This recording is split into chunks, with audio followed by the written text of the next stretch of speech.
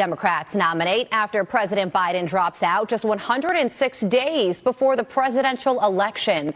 So what would voters be getting if Vice President Harris does, in fact, become the nominee? We are taking a look back at Harris's track record, starting with her time in California. California GOP Chairperson Jessica Patterson joins me now.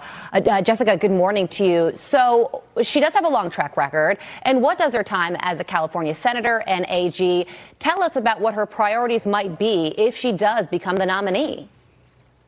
Well, we've certainly seen it over the last 3.5 years, but here in California, we've known this Kamala Harris for decades. We've seen what she's done before our borders were wide open in the Biden-Harris administration, before our wallets were lighter, before we had the streets that are less safe.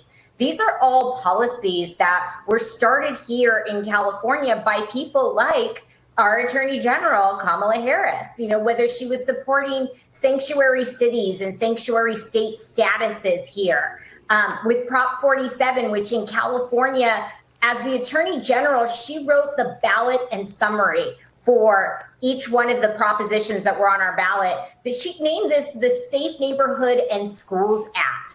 It decriminalized theft that was below $950.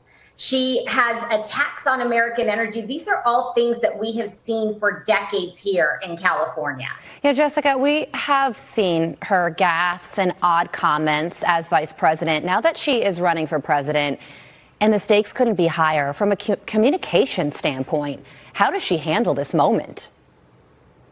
Well, I think you're going to see more of the same. We've heard the stories about the lack of preparation. This is the same person that we've seen for a very long time. This isn't something that's new.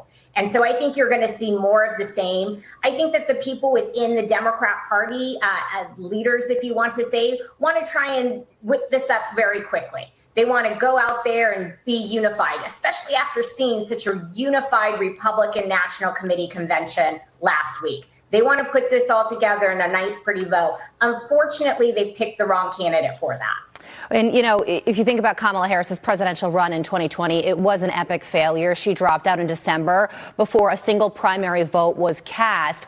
Now she doesn't need to deal with normal people voting for her. She just needs the delegates to. And I'm sure that's going to make a lot of people angry. I think looking at the juxtaposition of the way that the Republican National Committee did it and the way that the Democrats did it, they wanted to keep this completely closed. I've been talking about President Biden not being the nominee since June of last year.